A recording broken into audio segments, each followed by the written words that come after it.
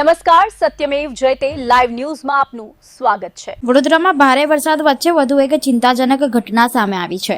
અકોટા વિસ્તારમાં ward number 12 પાસે માધવ બાગ સામે 4 રસ્તા નજીક અચાનક વિશાળ ભૂવો પડતા વાહન ચાલકોમાં ભયનો માહોલ સર્જાયો હતો।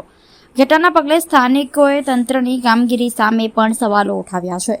વડોદરાના અકોટા વિસ્તારમાં વોર્ડ નંબર 12 પાસે આવેલા માધવ બાગ સામે 4 રસ્તા નજીક અચાનક વિશાળ ભૂવો પડ્યો હતો। ભૂવો એટલો મોટો હતો કે તંત્રને તાત્કાલિક બેરિકેડિંગ કરીને વિસ્તારને બંધ કરવો પડ્યો હતો। પ્રાથમિક માહિતી મુજબ પાણીની લાઇન લીકેજ થવાના કારણે રસ્તો ધસી પડ્યો હોવાનું માનવામાં આવી રહ્યું છે। ઘટનાને લઈને સ્થાનિકોમાં રોષ જોવા મળ્યો હતો। વોર્ડ નંબર 12ના કોંગ્રેસ પ્રમુખ રાકેશભાઈએ મ્યુનિસિપલ તંત્રની કામગીરી સામે સવાલો ઉઠાવતા જણાવ્યું કે ગઈકાલે જ મ્યુનિસિપલ કમિશનર રસ્તાઓની ચકાસણી માટે નીકળ્યા હતા, છતાં આવી સ્થિતિ સર્જાઈ છે। આ વિસ્તાર મૂચમોડા વિસ્તાર કહેવાય છે અને બિલકુલ વોર્ડ નંબર 12ની ઓફિસના બહાર જ આ ભૂવો પડ્યો છે। હવે તમે ભૂવો જોઈ શકો કે કેટલી મોટી માત્રામાં છે। આખી બસ જતી રહે એટલો મોટો ભૂવો છે અને ઉપરથી આ એક પાઇપલાઇન બી તૂટી ગઈ છે અને હવે એને સરખી રીતે રિપેરિંગ કરે તો સારું છે। આ તો કોંગ્રેસનો ટાઈમનો રોડ છે એવું કહેવામાં આવે છે, બરાબર।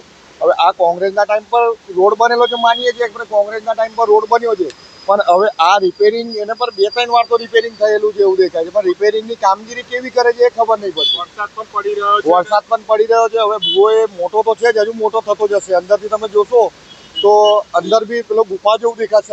અંદરથી આ બાજુ તમે ઘૂસશો ને તો સીધું પેલી બાજુ નીકળશો, એવો રસ્તો છે।